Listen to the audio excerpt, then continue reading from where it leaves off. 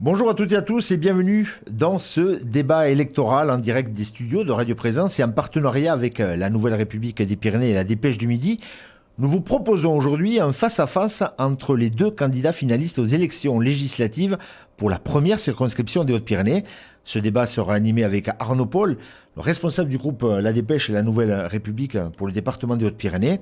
Alors pour ce premier débat, nous accueillons Marie-Christine Saurin, candidate du Rassemblement National RN qui a obtenu 34,09% des voix au premier tour, et Sylvie Ferrer, candidate du nouveau Front Populaire avec 29,49% des voix. Il est à noter que Jean-Bernard Sempastous, le candidat d'Ensemble pour la République, qui avait obtenu 24,84% des voix et qui était qualifié pour le second tour, a décidé de retirer sa candidature sans toutefois donner de consigne de vote. Arnaud Paul. Bonjour à tous, Madame Ferrer, bonjour. Donc vous êtes députée sortante de la première circonscription des Hautes-Pyrénées.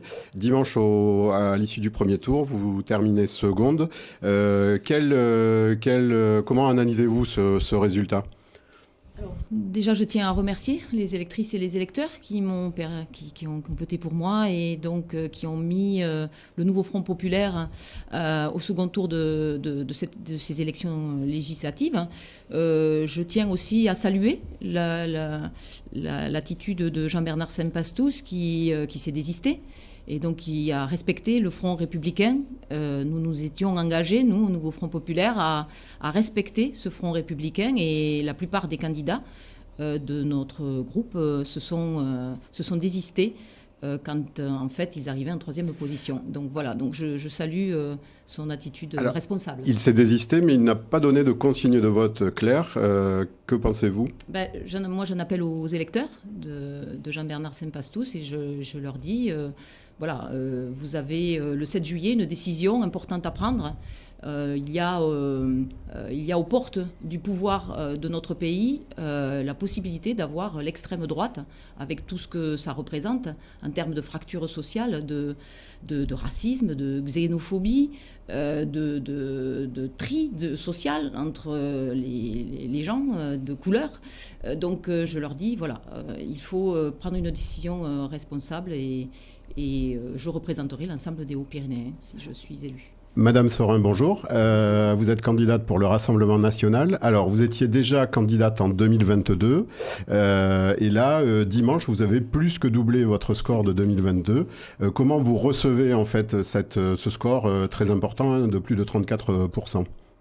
Alors, avec humilité, parce que ce n'est pas sur ma petite personne, mais vraiment avec joie pour notre département et avec joie pour la France, de voir que le peuple s'est enfin levé, que le peuple a enfin compris qu'il faut le changement, qu'il faut une autre manière de gouverner et qu'il y aura peut-être un espoir.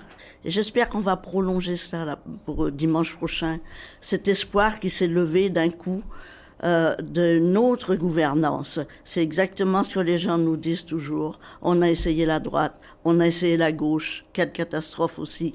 Et maintenant, il faut essayer autre chose. Vous l'entendez, vous aussi, dans les rues. Alors, est-ce que vous pensez que vous avez fait le plein des voix au premier tour ? Finalement, quand on regarde les résultats, est-ce que vous avez encore des réservoirs de voix pour le second ? Oui, alors là, je serais peut-être moins modeste. J'ai des réserves de voix parce que je suis très ancrée dans ce terroir. J'ai vécu en montagne, j'ai vécu les souffrances des bergers de montagne. Je suis chasseresse, donc je continue à les fréquenter au moins tous les week-ends, si ce n'est 3 fois par semaine, aussi bien ceux du plateau, ceux des coteaux, que ceux de la Barousse. Ce sont mes 3 points forts. Et donc, je suis connue comme étant une personne respectable. Et lorsqu'on a essayé de me dérespecter, comme on dit en créole, il y a eu l'effet inverse. Le montagnard, il est comme ça. Hein. Lorsqu'on fait nos repas de chasse, et des fois on dit le montagnol, il prend son couteau, il tape son couteau, Il dit parfois les montagnols sont là, n'est-ce pas, lorsqu'on chante, et ils n'aiment pas qu'on les tourne boule, qu'on leur dise n'importe quoi. Alors j'ai confiance. Vous parlez de dérespecter. Vous avez été épinglé par la presse nationale notamment sur des propos que vous avez écrits sur Twitter qui font référence effectivement et qui portent des jugements sur les civilisations et sur les religions. Comment vous réagissez à ça? Alors premièrement, j'ai employé 2 personnes, 2 jeunes qui sont forts en informatique. Tout le monde a cherché ce fameux tweet, personne ne l'a vu. Il paraît que c'est une capture d'écran. Même si c'était une capture d'écran, rien ne me dit que la citation est complète. D'autre part, on ne met pas sur une capture d'écran, sur la photo d'une personne. Si on veut faire une capture d'écran, on met le texte sous l'image. Et il me semble effectivement que j'avais tweeté des choses peut-être un peu dures sur la lapidation des femmes. Mais comme je l'ai écrit au journal national en question, repris hélas par les autres médias comme étant du pain béni, mais j'ai écrit à Libération un droit de réponse pour remettre les choses en place, pour dire que je ne veux pas qu'on s'écarte du sujet qui est la lapidation des femmes par les ayatollahs, par les islamistes. Et la Libération a répondu par un mail qu'ils publieront mon droit de réponse s'ils le veulent bien. Je suis désolée pour la démocratie. Je lisais Libération quand j'étais étudiante. C'était un journal intellectuel respecté.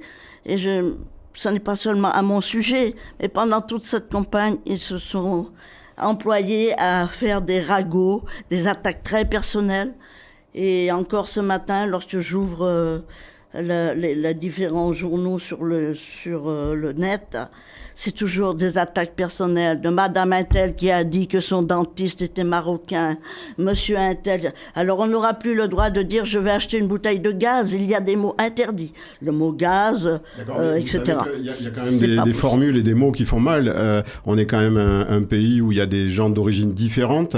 C'est aussi le vivre ensemble qui est quelque part écorné avec des formules peut-être à l'emporte-pièce. Vous avez une audience en tant que candidate politique, donc ce que vous dites n'est pas neutre.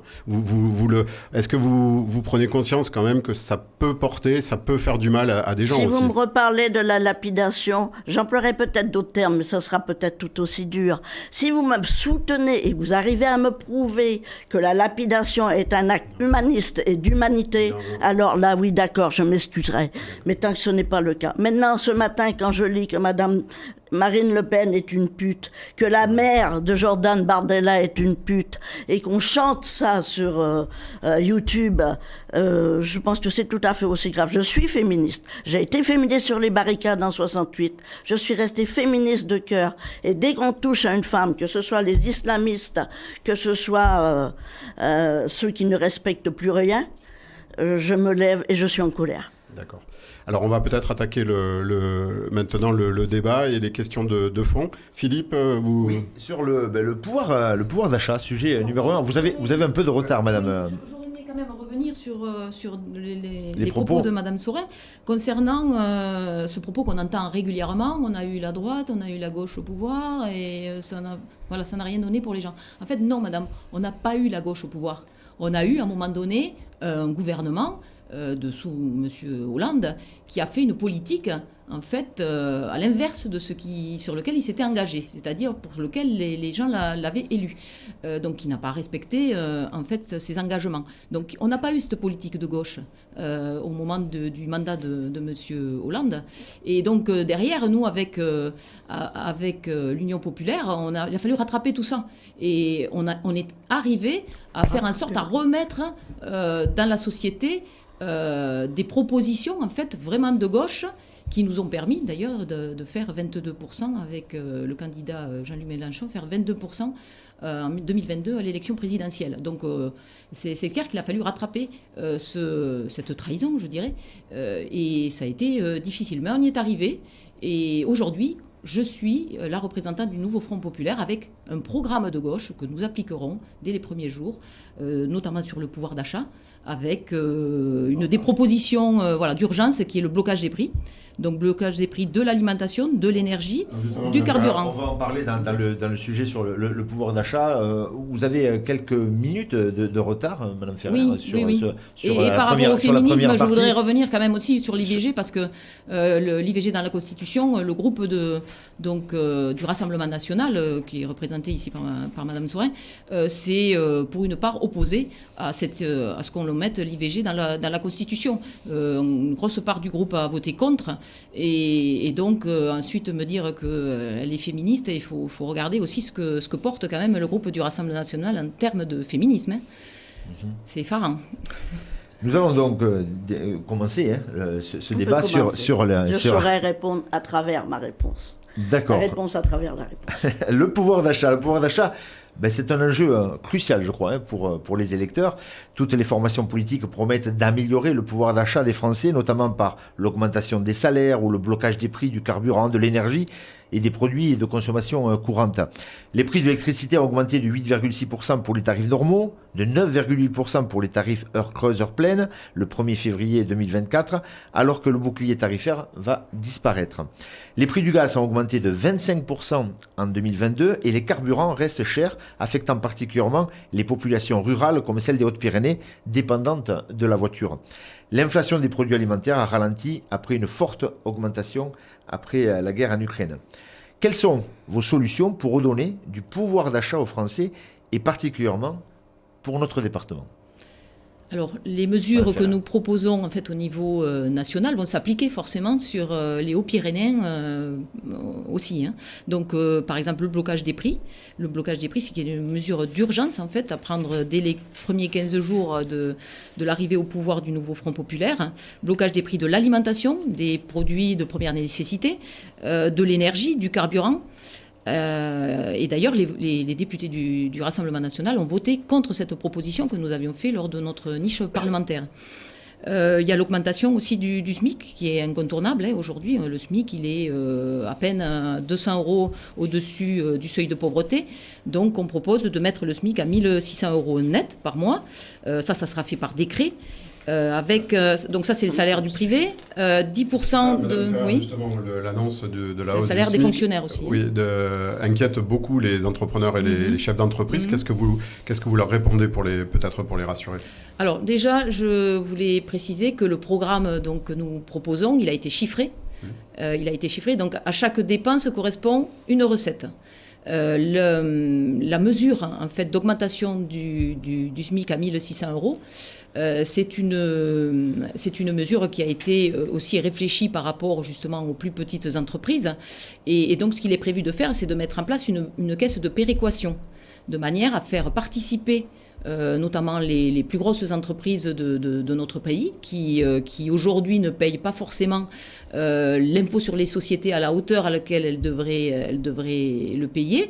Et donc on part du principe que les gros doivent payer gros et les petits payent petits. Donc cette caisse de péréquation, elle viendra en soutien de ces entreprises, le temps en fait que le coup de pédale qu'on aura remis dans l'économie par le biais de l'augmentation des plus bas salaires, parce qu'on sait qu'aujourd'hui quand on augmente les plus bas salaires, c'est tout de suite remis dans l'économie réelle. 80% aujourd'hui de l'économie française, c'est du franco-français, c'est-à-dire les gens, quand on augmente leur salaire, ils le remettent dans la consommation de proximité.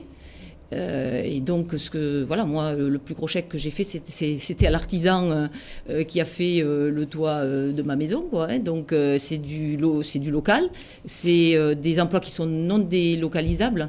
Et donc, on a besoin, je pense aux femmes, puisqu'on parlait des femmes qui sont notamment dans ces métiers essentiels, près de nos personnes âgées, les auxiliaires de vie, les AESH, tous ces métiers qui sont aujourd'hui mal payés. Il faut absolument remonter les salaires de toutes ces personnes qui sont très importantes, et notamment en milieu rural. Concrètement, pour une personne qui est chef d'entreprise et qui a aujourd'hui des salariés au SMIC, et si vous augmentez à 1 600 € net le SMIC, oui. Comment fait-il? Est-ce qu'il a des allègements de charges pour essayer de compenser la hausse? Parce que là, vous parlez des très grosses entreprises. On est un département où on ne peut pas dire qu'on a des multinationales dans ce département. Et on a beaucoup d'artisans qui emploient des salariés. Comment ils font concrètement pour absorber ce coût du SMIC qui passerait de 1400 et quelques à 1600?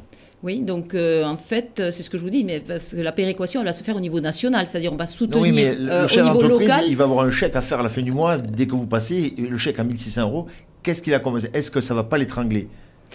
Non, ça a été chiffré, et donc en fait, ce que je vous dis en fait en termes de péréquation, il y aura un soutien en baisse de charges de ces entreprises au niveau national, des plus petites entreprises, pour les aider à passer ce cap. Parce qu'en fait, on sait qu'aujourd'hui, ce qui manque dans les petites entreprises ou les artisans, c'est que le carnet de commandes soit plein. Donc si on veut que ce carnet de commandes des entreprises, il reparte, il redémarre, il faut donner les moyens aux gens de consommer, aux collectivités territoriales aussi, parce que le premier investisseur en France, c'est l'État, les collectivités territoriales. Donc il faut remettre aussi de la répartition de richesses dans les dotations globales de fonctionnement des communes, parce que c'est à partir des communes aussi qu'on va pouvoir travailler à la transition écologique, à la transition économique au plus près des territoires. Alors, Madame Sorin, quelles seraient les premières mesures à prendre pour le Rassemblement national pour justement soutenir le pouvoir d'achat des Français? On s'est écarté de la question première qui était le coût de l'énergie. J'aurais mis y revenir. Je pense que Madame Ferrer et vous tous ici, de temps en temps, vous allez faire votre plein en Espagne. Moi, je le fais. Pourquoi on fait son plein de carburant en Espagne? Parce que c'est moins cher. L'Espagne fait pourtant partie de l'Europe.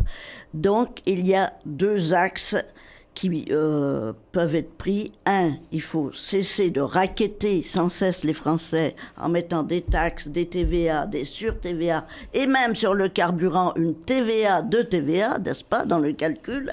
Et d'autre part, M. Bardella et son équipe proposent de renégocier avec l'Europe le prix de l'énergie. Je reviens à l'Espagne, par exemple. Ils ont bien réussi à sortir de ce carcan imposé, surtout par l'Allemagne, n'est-ce pas, leader, imposer le prix du gaz, indexer le prix sur les autres. Ça, on peut y arriver. On est persuadé qu'en renégociant, on peut y arriver. Donc, moins de taxes. C'est la première mesure que nous prendrons, c'est de baisser la TVA. Mais Madame Sorin, si vous baissez la TVA, ça fait moins d'argent et moins de rentrée fiscale pour l'État. Tout à fait. Vous connaissez déjà ma réponse.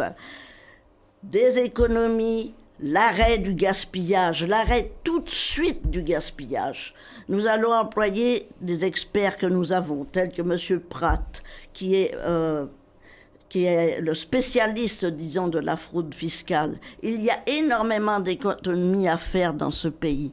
Et nous ne voulons plus, justement, de cette politique qui date de 1936, la politique de la pancarte agitée, augmentons les salaires. Il n'y a pas eu beaucoup d'imagination depuis cette époque. L'économie a changé. Ce n'est plus, comme le fait M. Macron, comme l'ont fait M. Hollande.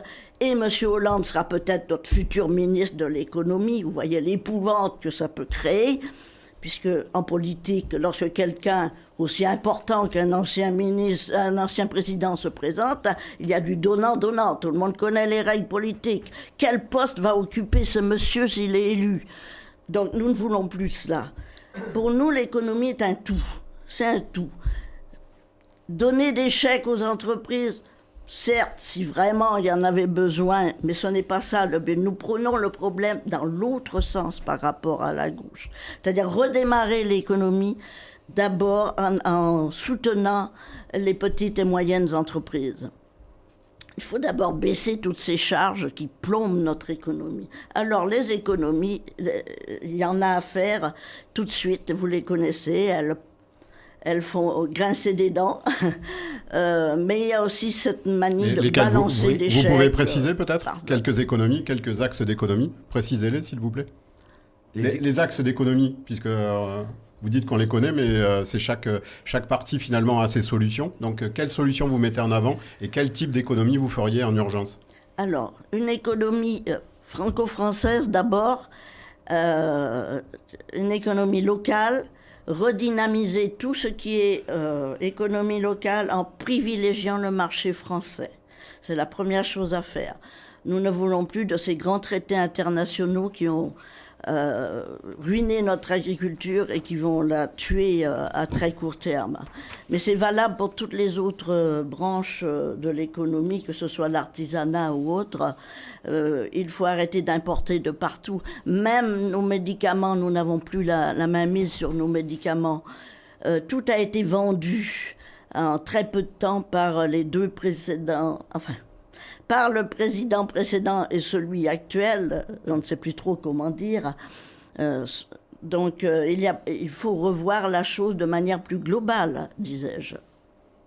Mais vous parliez de faire des En économies. relocalisant. De faire des économies, mais dans quel secteur, dans quel domaine vous souhaiteriez faire des économies? Alors, ce que je viens de vous dire, arrêtez de balancer des chèques, le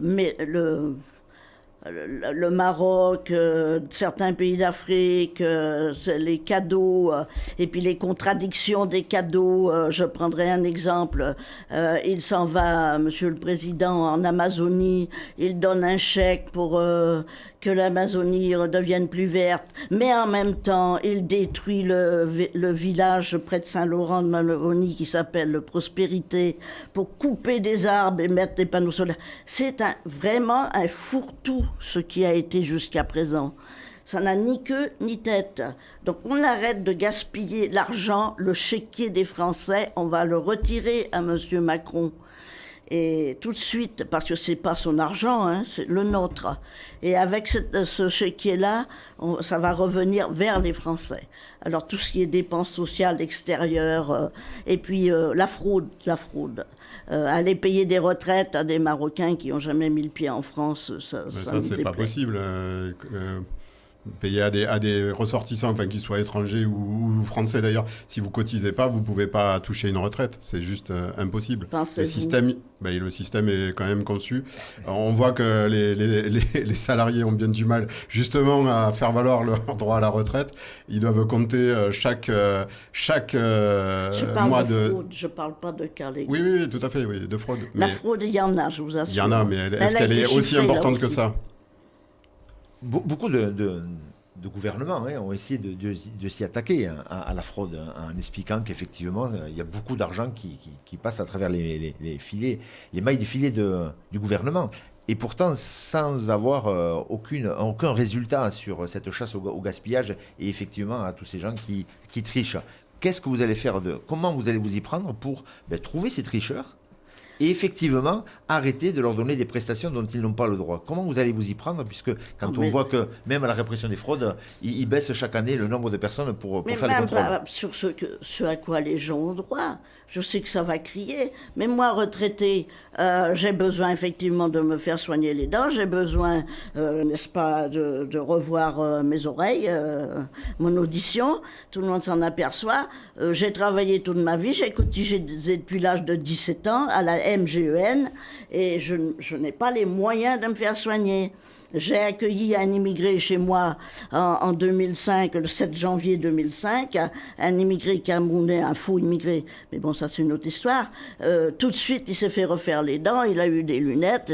Bon, c'est ce genre de choses, nous, on ne veut plus. C'est un peu facile, non? C'est un peu caricatural. Oui, un peu, voilà.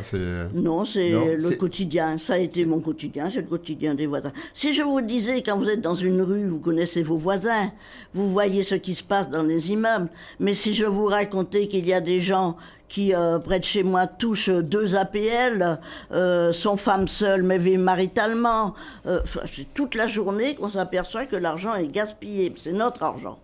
Et ça, il faut que ça cesse. Madame, je voulais revenir justement sur un propos par rapport, vous parliez de l'Espagne. L'Espagne, ils ont augmenté de 30% le SMIC. Voilà, donc en fait c'est faisable. Je veux dire, on n'est pas dans l'irresponsabilité quand on propose d'augmenter le SMIC, comme vous avez l'air de le dire. Et quand vous parlez de baisser la TVA, ça a été rappelé, quand vous parlez de baisser la TVA, ça va faire moins d'argent dans les caisses de l'État. Et l'argent dans les caisses de l'État, c'est aussi l'argent qui va permettre de financer nos services publics, notre hôpital, nos écoles, la justice, les prestations sociales, etc. Donc en fait, quand vous ponctionnez le budget de l'État, vous ponctionnez aussi ce qui va revenir en fait aux plus modestes de ce pays, notamment par le biais des services publics, puisqu'on sait très bien que les services publics, c'est le patrimoine de ceux qui n'en ont pas. Donc ça, c'est une chose. La fraude fiscale, oui, il faut s'y attaquer. C'est 100 milliards quasiment par an qui échappent à l'impôt. Les aides sociales.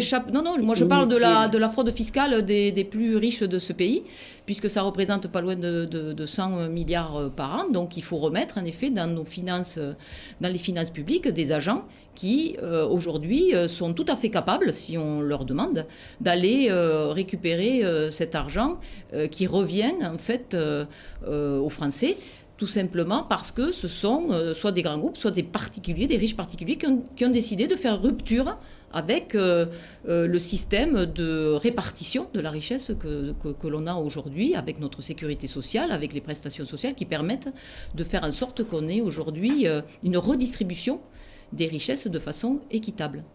Vous avez entendu que les Français demandent plus de justice dans ce domaine. On ne veut plus être le guichet social de toute la terre. Bon, évidemment, je vais être obligée d'être très très prudente sur mes mots parce que demain je peux avoir tous les titres de journaux, mais je ne ferai que répéter ce que j'entends tous les jours. Il y a vraiment beaucoup d'abus dans ce pays parce que il n'y a plus d'ordre depuis longtemps. Beaucoup d'abus de la part de qui Des aides sociales. Non, je suis très précise, je reste dans mon cas. Mais il semblerait quand même que les services sociaux soient quand même assez rigoureux dans les attributions des aides sociales. Donc, est-ce que c'est pas un peu un cliché, un peu caricatural de dire qu'il y a il y aura sans doute qu'il y a des fraudeurs, mais est-ce qu'il y en a tant que ça ? Est-ce que vous l'avez chiffré justement du côté du Rassemblement national ?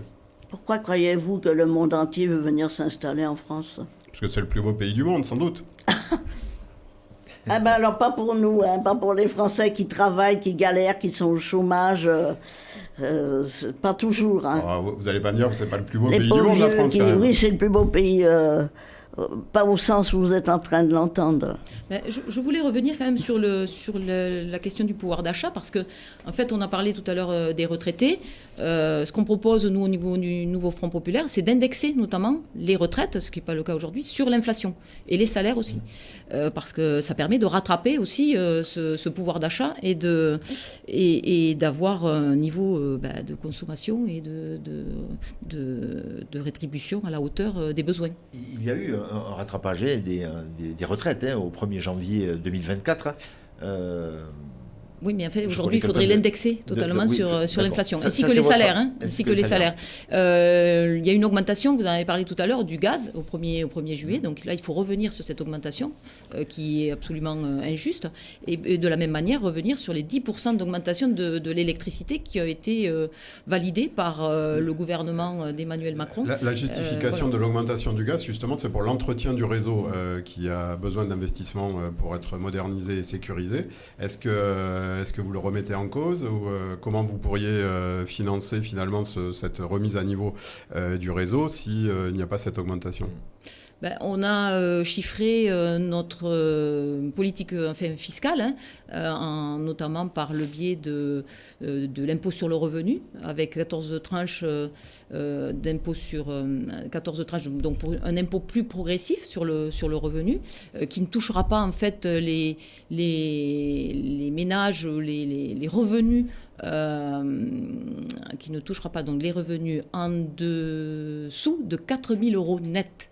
Donc ce qui fait quand même qu'on va toucher les 10% les plus riches de ce pays par les mesures fiscales que l'on va prendre, et notamment les 0,1% les plus riches qui doivent participer en fait à l'économie de notre pays.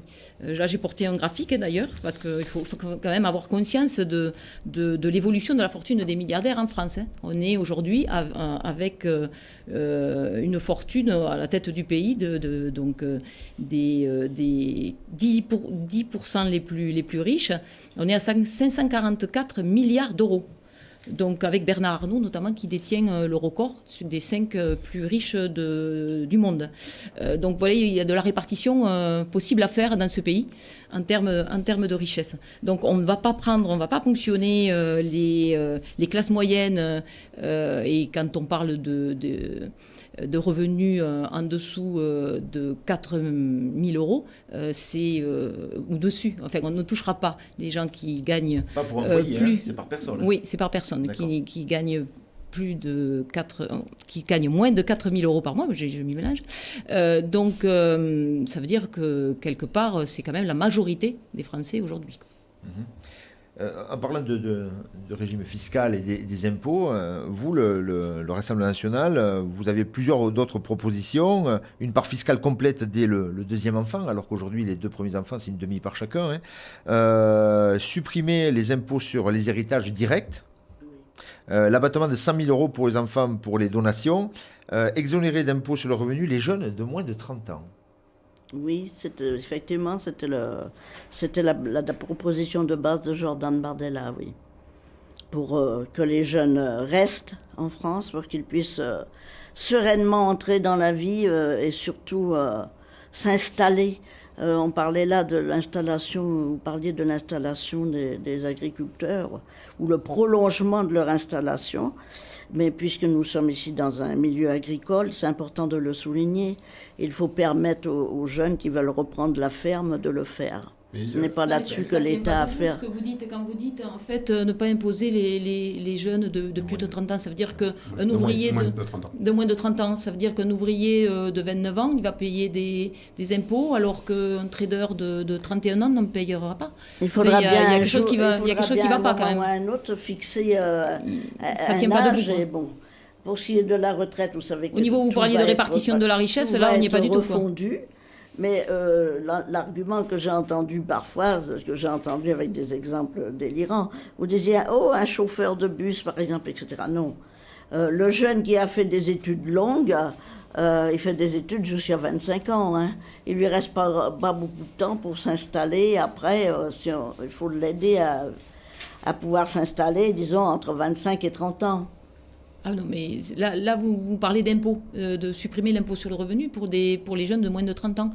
Ça ne tient pas la route en termes d'équité. En fait, ce que je vous dis, c'est un ouvrier qui a 31 ans, voilà, un ouvrier qui a 31 ans, en fait, il va, lui, payer des impôts, et celui qui est trader et qui a 29 ans, il ne va pas en payer. Donc, en termes d'équité, c'est ce que vous dites, puisque vous avez annoncé que moins de 30 ans, en fait, ne payeront pas d'impôt sur le revenu. Mais c'est important d'avoir une équité en termes de fiscalité. Pourquoi d'ailleurs? Il faut que ce soit juste. C'est pareil. Pourquoi quelqu'un pourquoi cette mesure? Pourquoi quelqu'un qui a l'âge et non pas de revenus? C'est-à-dire que quelqu'un pourrait gagner beaucoup d'argent parce que il réussit, comme vous dites, trader, où on peut gagner de l'argent. Le fait qu'il n'ait pas 30 ans, il serait exonéré. Pourquoi cette mesure? Pourquoi 30 ans et pourquoi cette mesure? Ce n'est pas attractif. Ce n'est pas attractif de s'installer dans ce pays, c'est difficile. Donc on veut garder toute une partie de notre jeunesse qui vise vers l'excellence. Et donc, si Jordan Bardella venait à devenir Premier ministre, en fait, il ne paierait pas d'impôt sur le revenu, puisqu'il a 29 ans, c'est ça? C'est ça, oui. On peut pas en fait, prendre pour des les cas jeunes, pour les jeunes, au nouveau Front populaire, nous avons une mesure qui a été chiffrée et qui est la garantie jeune pour les jeunes de 18 ans à 25 ans, parce qu'on sait qu'aujourd'hui, sur cet âge-là, voilà, sur cette tranche d'âge, il n'y a aucun soutien, ils n'ont pas le droit au RSA. Et c'est pour cela qu'on retrouve aussi notamment des étudiants à l'aide alimentaire, ce qui est totalement inadmissible. Donc enfin, aujourd'hui, nous proposons une garantie jeune qui équivalente au seuil de pauvreté, 1150 €, qui sera en fait attribué à ces jeunes qui font des études et aujourd'hui pour remettre aussi de l'équité, parce que quand vous avez des parents, parce qu'aujourd'hui ça repose quand même beaucoup sur la famille, quand vous avez des parents qui peuvent financer des études aux jeunes et qui n'ont pas besoin de travailler, ça met en fait une inégalité avec ceux dont les familles, souvent qui sont au SMIC, avec un SMIC trop bas, comme je l'ai dit, ne peuvent pas les soutenir. Et donc, c'est des jeunes qui vont devoir aller travailler et qui se retrouvent aussi parfois à l'aide alimentaire. Donc, il faut remettre de l'équité pour ces jeunes qui sont aujourd'hui, pour certains, en grande difficulté. Et cela dès 16 ans, puisque certains sont en formation professionnelle. Vous n'imaginez pas la misère de certains étudiants. Si, je la connais, je l'ai vue. Vous êtes tellement déconnecté du peuple. Pas du tout. Au contraire, je suis allée les rencontrer, j'ai discuté avec eux, j'ai même soutenu et aidé certains qui avaient des difficultés de logement dans leur recherche de logement. Donc je suis députée sortante, j'ai aussi un bilan de 2 ans, qui est un peu court, mais j'ai un bilan et avec mes collaborateurs, on a été aux côtés justement de certaines personnes qui sont venues à notre rencontre et en grande difficulté. Donc je n'ai pas de leçon de recevoir de ce côté-là. Merci. Voilà, des phrases. On va clôturer là le premier débat. Chaque débat, c'est pas grave. On va clôturer là le premier débat sur le coût de la vie. Vous êtes à peu près à égalité. Allez, Madame Saurin, vous êtes à 13 minutes 13 et Madame Ferrer, vous êtes à 14 minutes 16. Bon, on est à peu près à quelque chose près. Nous y arrivons. Merci d'ailleurs de respecter ce temps de parole. On va parler d'un sujet qui est très important aussi pour ce département, qui est un département rural, vous l'avez dit, tous les deux vous en convenez, avec la désertification des médecins. De plus en plus, on a du mal à trouver un médecin. Certains médecins vont partir à la retraite, ne seront pas remplacés. Les nouveaux ne peuvent plus en prendre. Ça va devenir vraiment un vrai problème. Et puis, ce projet d'hôpital commun pour tout le département, un hôpital unique pour tout le département des Hautes-Pyrénées. On commence à s'apercevoir que des personnes souhaiteraient avoir un hôpital commun neuf, mais garder quand même les structures d'urgence de proximité. Quel est votre regard et quelles sont les mesures que vous prendriez pour à la fois refaire venir des médecins dans ces déserts médicaux? Alors, vous avez plusieurs propositions, certains en obligeant, d'autres en donnant des salaires supérieurs aux médecins qui s'installeraient dans des déserts médicaux. Vous avez des solutions à peu près équivalentes. Quelle est votre vision en termes de santé, en fait, on a besoin de reconstruire nos services publics, notamment les plus cruciaux, la santé, l'éducation. Donc, en termes de santé, donc l'hôpital, aujourd'hui, il a été totalement détricoté. On s'en rend compte, des services ferment, faute de personnel. Faute de médecins, donc des services d'urgence aussi qui partout sur le territoire français ont fermé depuis maintenant plusieurs années. Sur notre territoire, c'est le service des urgences de Bagnères qui a fermé déjà depuis la nuit, depuis plus de 2 ans.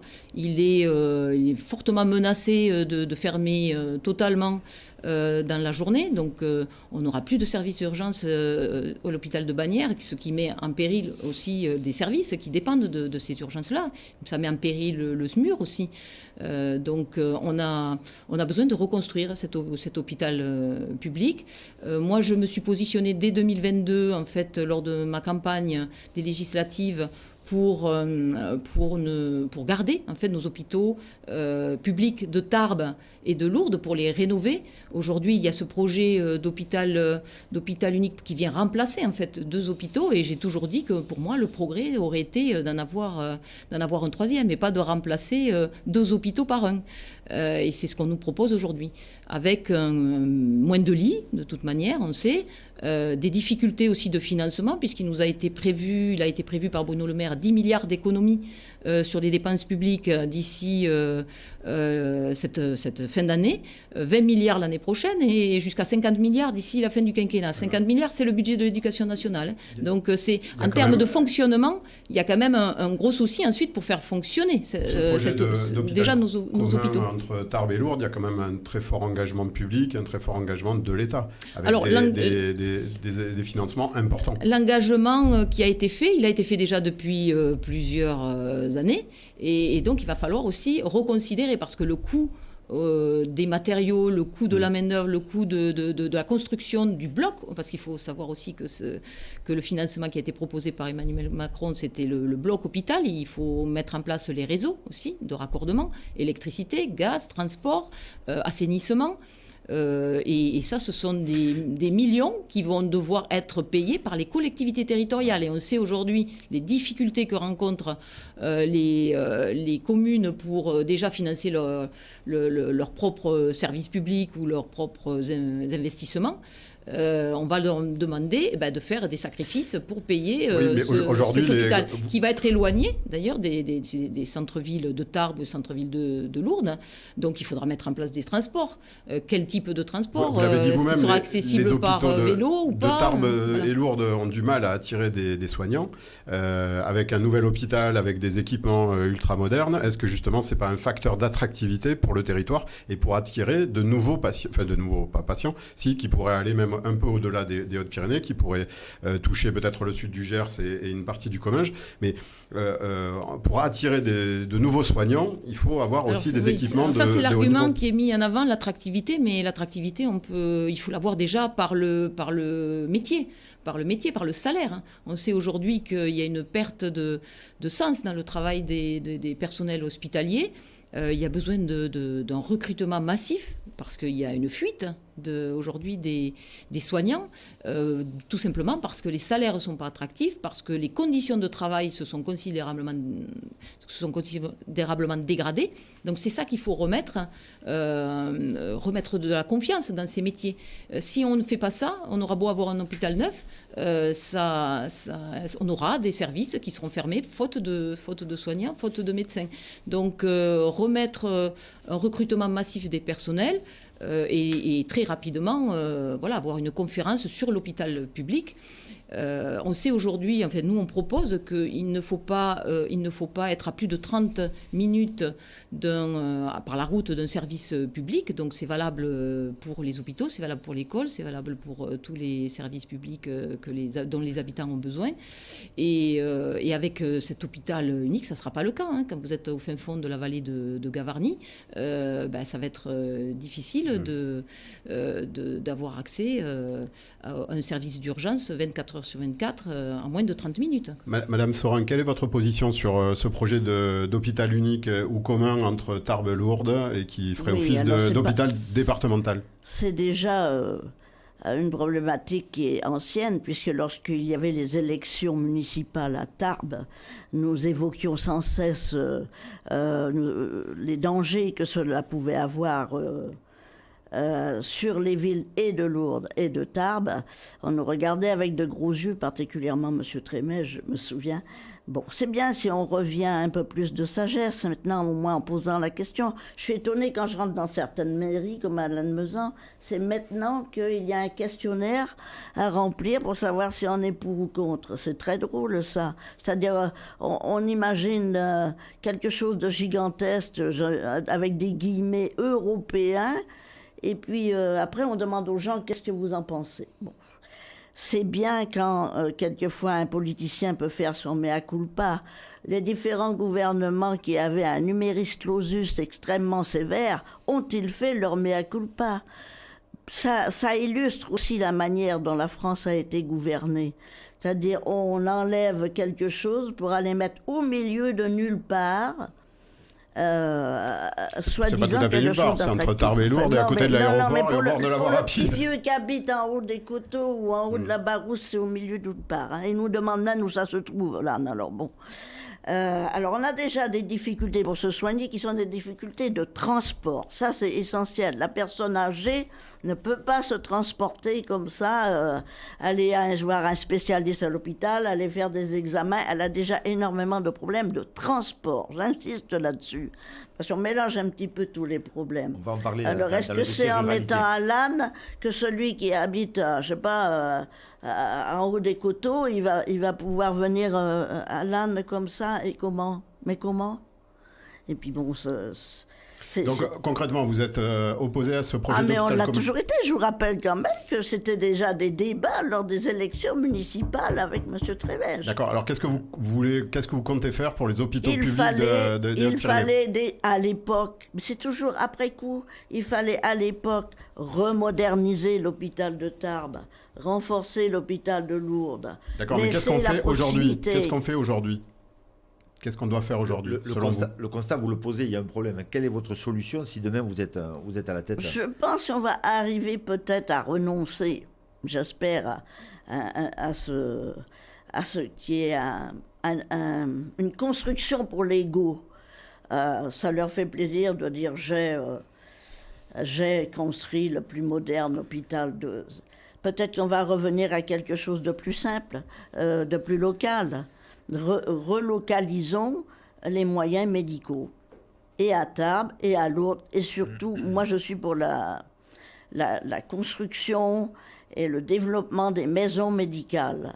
Maintenant, contrairement peut-être à la forme d'application politique qu'ont nos opposants, c'est pas des replâtrages, des sparadraps par-ci, par-là. Il faut avoir une vision globale de la France. C'est en remaillant le tissu rural, en réveillant de leur mort programmés les petits villages qu'on y arrivera. Il faut garder la pharmacie. Il faut garder donc et développer les maisons de santé, mais avant tout, il faut garder l'école, il faut garder la poste et il faut garder le guichet de banque. Là, c'est tout ce qu'il y a à faire. Et à présent, vous pourrez dire les gens peuvent aller se soigner à la maison de santé. Une constatation, c'est que l'hôpital de Tarbes est en très mauvaise santé. Alors, le bâtiment, est aussi. Ben oui. Ouais. Donc, quel est votre regard, vous, sur la santé des Hauts-Pyrénéens, des Pyrénéens ? Est-ce qu'il faut en construire un nouveau sur Tarbes et garder Tarbes et Lourdes, Bagnères, ou faut-il faire autre chose ? On ne saisit pas. Il ne faut pas faire autre propos. chose. Il faut rester ancré là où nous sommes. Il faut rester ancré à Tarbes. Donc, mais avec cet hôpital tel qu'il est aujourd'hui ? Il faut le rénover. Il faut le rénover grandement.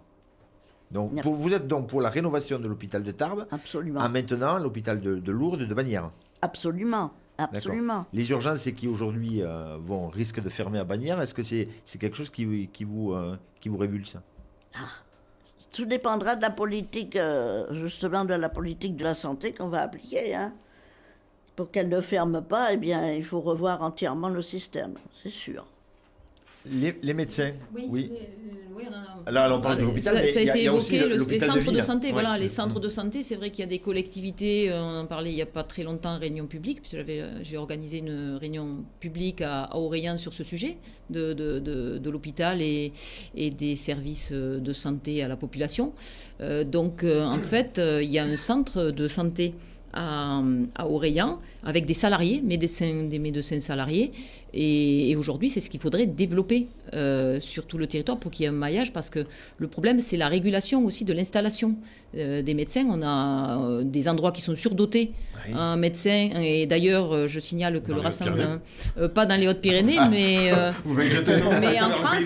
Mais c'est pour la répartition. Je parle de la répartition. C'est vrai qu'on a besoin. Est bien loti.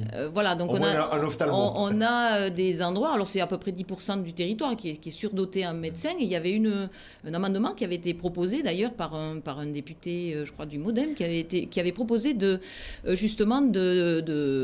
d'interdire l'installation de nouveaux médecins dans ces endroits surdotés, sauf s'il y en a un qui part à la retraite. Hein. Et donc il restait quand même 90% du territoire. Et le Rassemblement national s'est totalement opposé en fait à cet amendement. Ils ont voté contre. Donc après, vous me dites que vous voulez défendre la ruralité, mais là c'était l'occasion de défendre la ruralité, parce que ça aurait permis de répartir les médecins un petit peu plus sur les zones moins dotées.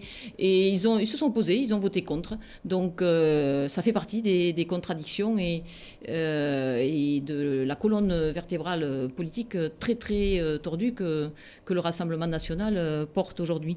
Il faut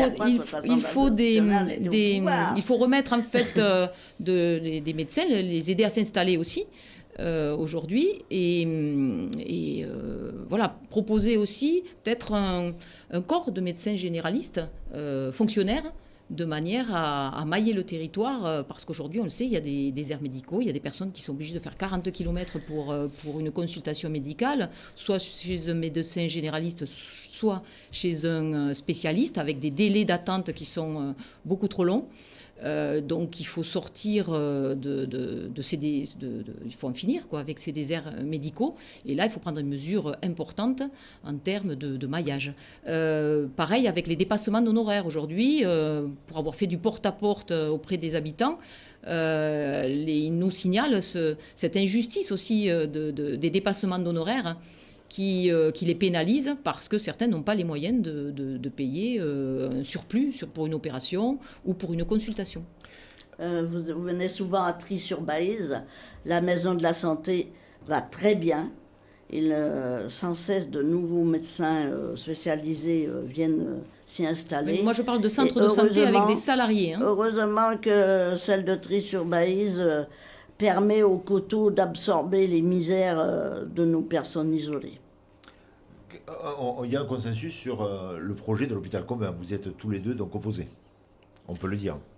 Alors, on n'a pas tout à fait la même manière de financer aussi, oui. Parce que là, Madame Saurin nous a parlé dès le départ, elle est intervenue en parlant d'économie, qu'il fallait faire absolument des économies. Donc les économies, forcément, si vous voulez en faire, c'est celle dont vous parlez, vous, c'est sur les services publics. Hein. Donc, à un moment donné, il faut être cohérent. Et dire la vérité aux Français et aux Pyrénéens en leur disant finalement au bout du compte on n'aura pas les moyens de financer votre hôpital et il faudra payer un peu plus cher les consultations ou l'hôpital parce que on aura vidé les caisses de la sécurité sociale puisque vous voulez supprimer notamment les cotisations sur les salaires pour faire augmenter le salaire net. Donc si vous voulez augmenter le salaire net des ouvriers, des salariés en baissant les cotisations sociales, forcément vous allez assécher les caisses de la sécurité sociale et vous ne pourrez plus payer l'hôpital public. Hein. Madame Saurin, alors. J'ai répondu là-dessus qu'il y a des priorités. Et il y a des priorités, on ne peut pas tout mettre dans un fourre-tout. Telle économie ne pourra pas aller à telle autre chose inutile, à telle chose inutile. Vous savez bien que nos priorités, c'est d'abord l'éducation, ça je vous l'ai dit. L'éducation, l'agriculture, la santé, mais il y a des priorités. La maison de jeunes du quartier la priorité, c'est de revaloriser les métiers. C'est revaloriser la maison culturelle, les métiers du médico-social, les métiers de tous ces agents hospitaliers dans nos hôpitaux publics. C'est ça l'urgence, revaloriser ces métiers et les salaires. Que pour le bien de la France, les prochaines élections municipales, qui sont lointaines hélas, mais enfin qui pour d'autres sont un peu plus proches, les prochaines élections municipales seront très fondamentales. J'espère qu'elles seront surtout moins politisées, qu'on reviendra un peu plus de sagesse, après avoir tant souffert, qu'on écoute enfin le peuple et que le peuple ne vote plus pour des gens pour leur étiquette politique, mais pour leur pragmatisme. J'aimerais qu'on termine ce dossier sensible sur la santé, sur la fin de vie. On a besoin, je crois, de soins palliatifs, d'unités de soins palliatifs. Il y a 10 lits dans ce département qui ont été délocalisés de Lormeaux pour partir à l'Arbizon, à Bagnères de Bigorre, à MGN l'Arbizon, qui a récupéré donc 10 lits avec une unité de soins palliatifs. Il y a une unité mobile de soins palliatifs. Parlons un peu de la fin de vie.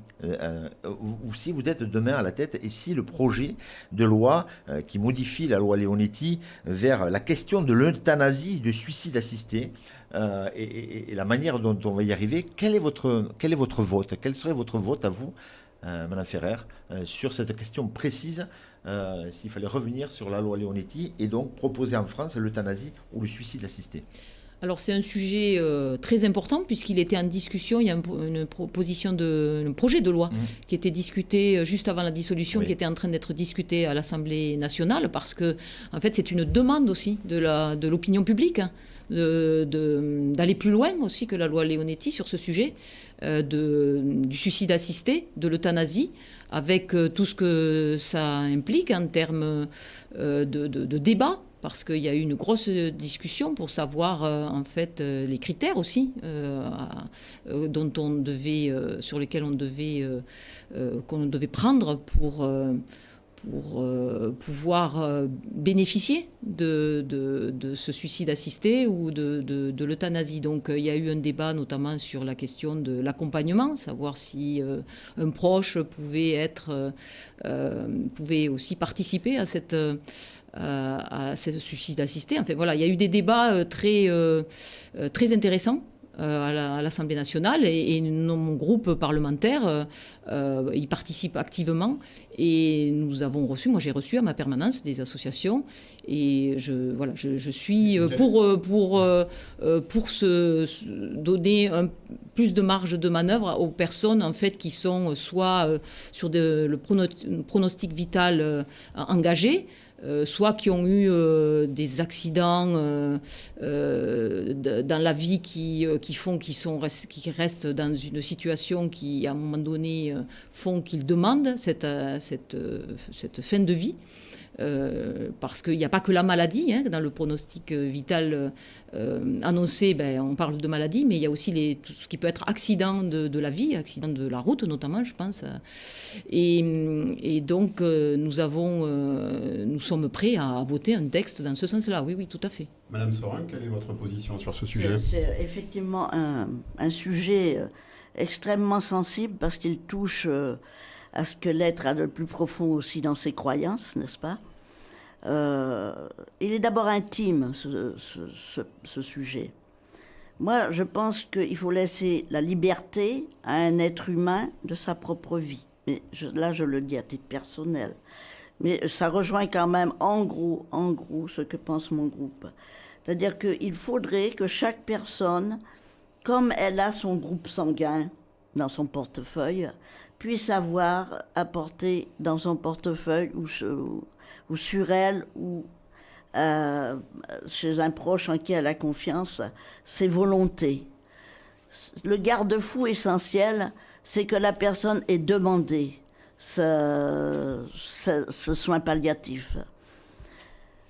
On est conscient que ça peut avoir des dérives. Ça peut avoir des dérives lorsqu'une famille veut peut-être mettre main basse sur un héritage ou autre, je veux dire les choses comme elles sont. Maintenant, celui qui veut vraiment garder sa dignité jusqu'au bout, et ce sujet, croyez-moi, m'est sensible, comme certainement chacun d'entre vous, nous avons notre expérience de vie. Personnellement, j'ai dans mon portefeuille une adresse où je suis obligée d'avoir un relais en Belgique si je veux avoir accès à cette fin de vie digne que vous appelez euthanasie. Il faut que j'aille en Belgique ou il faut que j'aille en Suisse. Parce qu'il y a eu, hélas, trop de médecins inquiétés. Ça a été là aussi un sujet qui a été pris plus par l'aspect scandaleux ou l'aspect médiatique. Donc, je le reprends. Les points, c'est que la personne demande vraiment ces soins palliatifs à l'avance. On ne sait pas quand on aura un accident. On ne sait pas quand on va tomber, quand on n'aura plus son cerveau. Ça a été le cas de mon frère, par exemple. Vous savez, il y a des maladies agricoles. Il y en a une qui s'appelle le glioblastome, qui est la maladie des vignerons. Eh bien, c'est tellement rapide que le cerveau n'est plus apte. Et ce sont des choses atroces. Si on ne l'a pas dit à l'avance, à ce moment-là, il est déjà trop tard. C'est ce qu'on appelle les directives anticipées. Et que c'est douloureux pour la famille de prendre... Oui, c'est ce qu'on appelle les directives anticipées que chacun d'entre nous pouvons aujourd'hui remplir. C'est un document à remplir et à laisser à son médecin éventuellement traitant. Mais il faudrait en faire vraiment quelque chose. Voilà. Je ne dis pas d'obligatoire, je vais opposé, madame. Mais dossier essentiel que la carte d'identité. Votre groupe s'est opposé au projet de loi de fin de vie qui a été proposé... avant la dissolution. Oui, non, blanc, noir, rouge, je le vois, moi je suis à l'Assemblée, donc si vous voulez, je vois ce qui se passe. Donc, on peut s'opposer à une loi parce qu'on veut qu'elle soit amendée. Vous pouvez comprendre ça, vous qui êtes les députés du Rassemblement national s'opposent. Je suis tous les débats.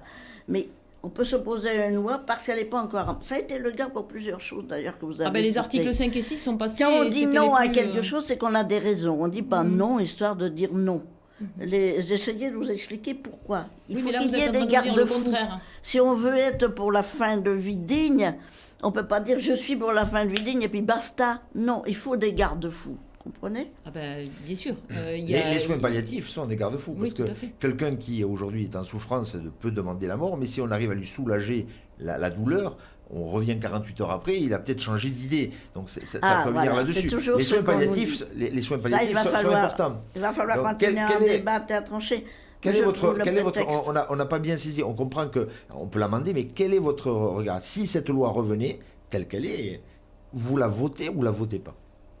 Alors, c'est exactement ce que je vous ai dit. Je pense qu'il va falloir continuer, prolonger cette loi, l'amender, parce qu'il faudra 2 ou 3 garde-fous.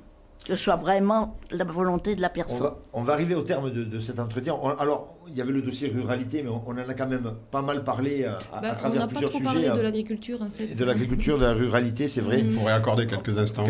Oui, pour la ruralité. Parce rapidement, que le revenu des agriculteurs, c'est un sujet.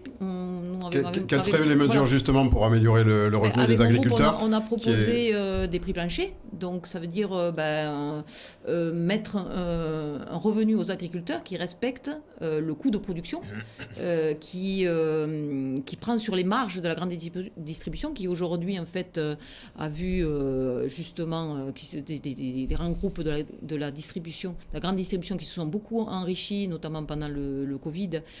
Donc, on propose de mettre en place une taxe sur ces super profits des grands groupes de la grande distribution, entre autres, et des grands groupes aussi énergéticiens qui ont fait énormément de marge et de profit pendant ces dernières années. Nous voulons aussi en finir avec les traités de libre-échange, et notamment, je pense au Mercosur qui est en train d'être discuté. Il faut arrêter les négociations et relocaliser la production, regarder les besoins que nous avons en termes alimentaires localement et produire ce dont on a besoin sur notre territoire, parce qu'on a une agriculture riche, on a des terres riches en France. On peut produire l'alimentation dont on a besoin, redonner les moyens aux collectivités territoriales de financer la cantine, parce que la cantine doit être gratuite. Nous, on porte une école gratuite pour toutes et tous, donc financer la cantine gratuite avec des produits locaux, dans les marchés publics aussi, faire en sorte de favoriser les produits locaux, réinstaller des maraîchers, réinstaller des paysans boulangers, par exemple. Ça, c'est vrai que le pain, c'est quand même un produit de base qui aujourd'hui pourrait être tout à fait produit localement avec des céréales locales. Il y a besoin, oui, que les agriculteurs puissent aujourd'hui vivre dignement de leur métier, faire en sorte que les retraités aussi, les agriculteurs retraités, n'aient plus une retraite en dessous, pour une carrière complète en dessous du SMIC, parce qu'aujourd'hui on a des retraités dans l'agriculture qui sont extrêmement pauvres, et remettre une alimentation, remettre en place des cercles vertueux avec une agriculture qui aussi est moins polluante pour les sols, moins polluante pour l'eau, et une alimentation de qualité justement qui va faire en sorte que les gens sont en meilleure santé. Madame Saurin. Alors, très rapidement, sur 2 ou 3 points, nous en avons débattu hier matin beaucoup avec Mme Ferrer, nous sommes d'accord. Le localisme, arrêter les grands échanges internationaux qui pénalisent et qui tuent notre agriculture. Vous avez voté contre en Europe, contre les traités de libre-échange. Sur l'idéologie même, je voudrais dire que là où vraiment nous ne sommes pas d'accord, et je voudrais exprimer l'angoisse, qui est une angoisse politique de nos agriculteurs, c'est si ce gouvernement d'extrême gauche arriverait au pouvoir. Il arrivera au pouvoir avec les Verts, il arrivera avec Madame Tondelier qui va finir de tondre tout le monde. On veut leur rendre, nous, leur liberté d'agir, assez de lois, assez de contraintes, ils n'en peuvent plus. Le droit de chasser, le droit de la prédation, le droit d'exterminer des nuisibles, excusez-moi pour le mot, le gros mot, mais laissez aussi la liberté de la longueur de votre fumier, de la largeur de votre cage à poules. Ça suffit. Moi, les agriculteurs que je connais, après leur longue journée de travail, ils ne peuvent manger que sur le coin de la table, tellement il y a des papiers étalés, et les numéros des vaches, et les numéros des veaux, et le sanitaire. Ce n'est plus vivable. Donc on voudrait leur rendre leur liberté, arrêter ces contraintes, revoir aussi le fonctionnement de l'Europe vis-à-vis de nos agriculteurs. La France voulait sous Macron être le bon élève de l'univers, là aussi encore une fois. Et à force de vouloir être le bon élève, nous avons réussi vraiment à baisser notre empreinte carbone. Mais si jamais les Verts reviennent au pouvoir, il y aura des conséquences énormes. Quel poste allons-nous leur donner? Parce que nous sommes francs en disant un tel sera Premier ministre. Mais les autres, alors les agriculteurs sont très angoissés pour leur avenir. Je pense qu'ils voteront pour autre chose que ce qui leur a fait tant de mal. Voilà, 2 mots sur la régulée, sur les agriculteurs. 1 minute chacun pour terminer. Alors, c'est Madame Saurin qui va commencer et Madame Ferrer qui va clôturer, comme l'a indiqué le tirage au sort qui a eu lieu en tout début de débat. Donc, Madame Saurin, vous avez 1 minute pour conclure et vous adresser aux électeurs. Bon, alors je pense que les électeurs de ce territoire n'ont pas forcément le temps de s'accrocher derrière leur Twitter, leurs réseaux sociaux, leur YouTube, etc. Et pas trop non plus derrière cette télévision d'État qui est insupportable parfois, avec la propagande. Donc je pense qu'ils ne sont pas très sensibles aux insultes et j'espère que ça ne les découragera pas, ce climat détestable que nous avons eu pendant ces élections, où vraiment les problèmes de fond ont été esquivés en faisant des combats personnels. Donc je pense que les agriculteurs vont retrouver le bon sens paysan, ce bon sens paysan qui fait que 2 et 2 font 4 et qu'on ne va pas leur raconter que le Père Noël c'est le 8 juillet. Ça n'existe pas. Merci beaucoup, Madame Saurin. Madame Ferrer, 1 minute. Alors, le dimanche 7 juillet, donc les électrices et les électeurs sont appelés à retourner aux urnes. Et moi, je dis pas une voix de plus, pas un siège de plus pour le Rassemblement national. Ne laissons pas ce parti raciste et xénophobe à la tête du pays. Ce serait une folie pour notre République, pour nos systèmes de solidarité, pour nos systèmes d'entraide. Donc faites le choix d'une société apaisée et qui ne fait pas le tri entre les personnes étrangères ou pas, nous avons besoin d'une harmonie entre nous, et avec aujourd'hui notre environnement, puisqu'on a des enjeux très importants, notamment le dérèglement climatique auquel le Rassemblement national n'apporte aucune réponse. Merci beaucoup. Merci pour ce débat d'entre les 2 tours. Résultat, donc, les urnes parleront dimanche soir. Résultat autour de 20h. Merci à tous les deux. Merci à Arnaud Paul, du groupe La Dépêche, aussi, d'avoir animé avec nous ce débat. Merci à Radio Présence de votre accueil et merci aux 2 candidates d'avoir été de bonne tenue. Merci à vous.